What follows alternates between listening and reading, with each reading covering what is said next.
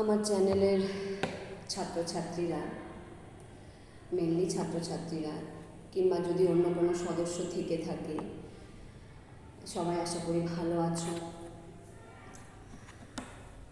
আর তোমাদের আজ সানডে, রবিবার হলে আমি বলেছি তোমাদের সঙ্গে আমি একটু সময় কাটাবো, আমার কিছু কথা বা গল্প বলে তোমাদেরকে জীবনের একটা সঠিক পথে চালনা করবার চেষ্টা করব। কেন বলো তো, সমাজ বলো, সময় বলো, আমরা কিন্তু কোনোটাই অনুকূল পাচ্ছি না, আমরা অনুকূল কিচ্ছু পাচ্ছি না। আমারও একটা মেয়ে আছে, চিন্তা হয় যে এরকম প্রতিকূল সময়ে দাঁড়িয়ে সঠিক পথে জীবনটাকে চালনা করা খুব একটা কিন্তু শক্ত, খুব একটা সহজ কাজ নয়। আমাদের বেশ ভালো বাধা পেরিয়ে নিজেদেরকে তৈরি করতে হয়, জীবন পথে চলতে হয়। সেই প্রয়াসেই একটু চেষ্টা আর কি। আমরা আগের ভিডিওয়ে আমি বলেছিলাম ফোঁস করার কথা, যে নিজের সঙ্গে হওয়া অন্যায়ের প্রতিবাদ করার কথা। সেই ফোঁস করা নিয়ে একটা আমি ঠাকুর শ্রীরামকৃষ্ণের একটা গল্প আজকে তোমাকে বলবো। তোমরা জানো আমি রামকৃষ্ণ বিবেকানন্দ মিশনেরই শিক্ষিকা, বেশ কয়েক বছর ধরে এখানে চাকরি করছি। সেই সুবাদে আমার জীবনটা সত্যি কথা এখন ঠাকুরমা স্বামীজির কৃপাতে ধন্য। ঠাকুরমা স্বামীজির আশীর্বাদ পেয়েছি বলে আজকে রাস্তাঘাটে আমার বেশ কিছু স্টুডেন্ট, মানুষ স্টুডেন্ট, সত্যিকারের ভদ্র, সভ্য, মার্জিত দেখা হলে আমার বুকটা ভরে যায় যে এই সময়ে দাঁড়িয়েও, এই খারাপ সময়ে দাঁড়িয়েও তারা কিন্তু বেশ মার্জিত, বেশ ভদ্র মানুষ হতে পেরেছে। আমি চাইবো আমার বর্তমান স্টুডেন্টরাও বা আগামী স্টুডেন্টরাও এইরকম যেন ঠাকুরমা স্বামীজির কৃপা পেয়ে মানুষের মতো মানুষ হয়। গল্পটা শুরু করা যাক। একটা গ্রামে একটা বট গাছ ছিল। তো বট গাছের মাঠের মাঝখানে বটগাছটা, বটগাছের তলায়, বটগাছের গুঁড়ির দিকে গর্তে একটা সাপ থাকতো, বিরাট গোখরো সাপ, বিষধর সাপ।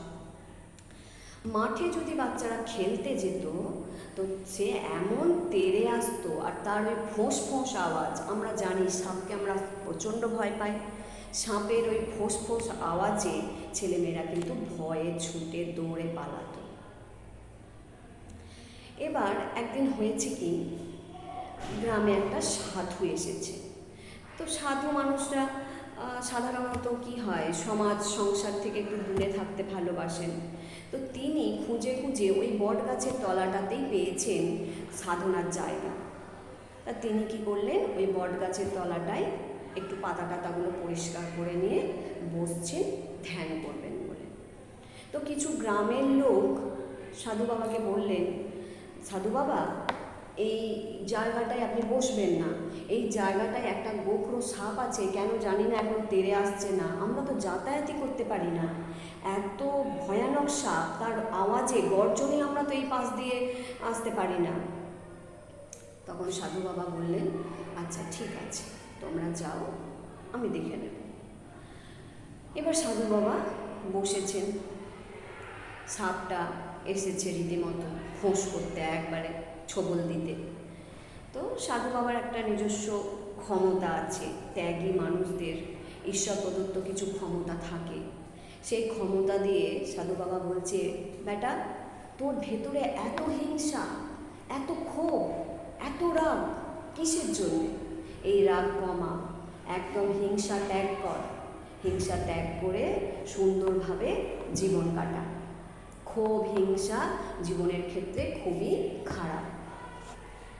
সাপটা কি করলো, মাথা নামিয়ে গর্তে ঢুকে পড়ল।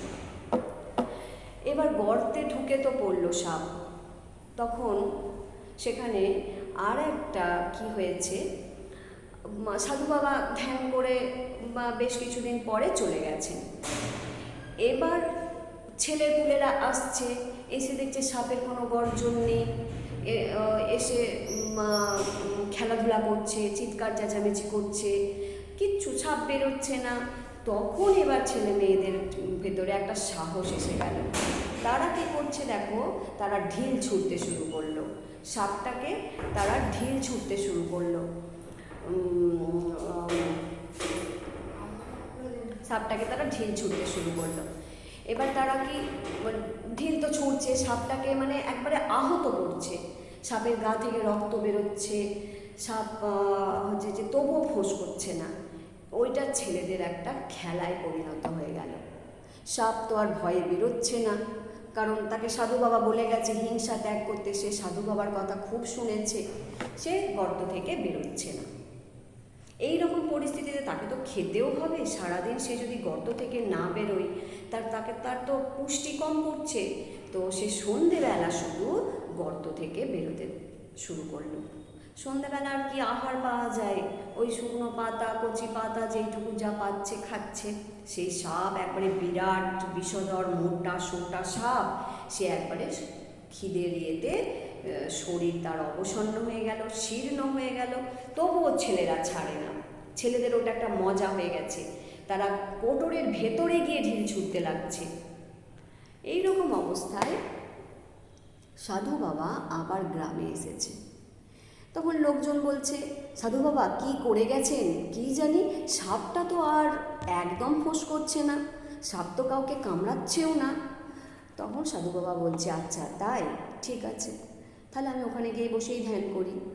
এবারে সাধু বাবা গেছে, গিয়ে সাপটাকে ডাকছে, হ্যাঁ রে বেটা আয়, দেখি কেমন আছিস, হিংসা ক্ষোভ নাকি শুনলাম সব পরিত্যাগ করে দিয়েছিস।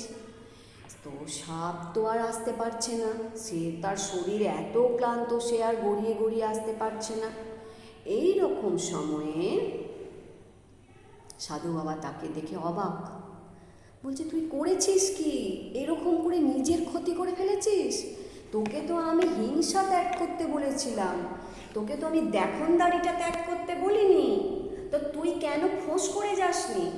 তোকে আমি হিংসা মানে কি, তুই কামড়াবি, তোর শরীরের বিষটা তুই অন্যের শরীরে ঢেলে দিবি, সে তার ক্ষতি হবে, সে মারা যাবে, এইটা আমি বন্ধ করতে বলেছিলাম। তো তোকে তো আমি ফোঁস করতে বলিনি, বারণ করিনি, তা তুই এইসব না করে, ফোঁস না করে তোর শরীরটাকে তো শেষ করে ফেলেছিস। আচ্ছা ঠিক আছে, কিন্তু তোকে আমি একটা বুদ্ধি দিচ্ছি, শোন, হিংসা ত্যাগ করা মানে কিন্তু ফোঁস করা বন্ধ করা নয়।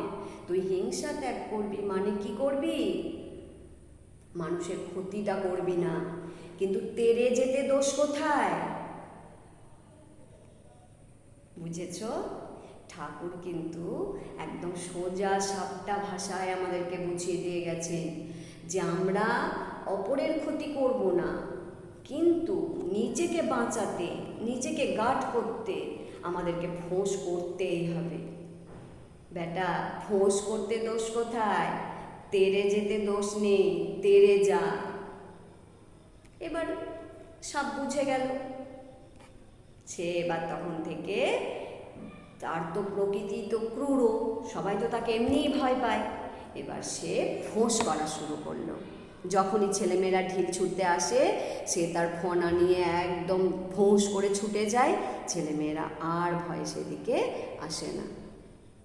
আমরা কি শিখলাম, জীবনে চলতে গেলে ফোঁস করতেই হবে, তেরে যেতেই হবে। আমরা যদি ভয়ে পিছিয়ে যাই, বিপদ আমাদেরকে কোণঠাসা করে দেবে, ঠেলতে ঠেলতে আমাদের দেয়াল পিঠে ঠেকে যাবে। তাই ঠাকুরের কথায় ফোঁস করবে।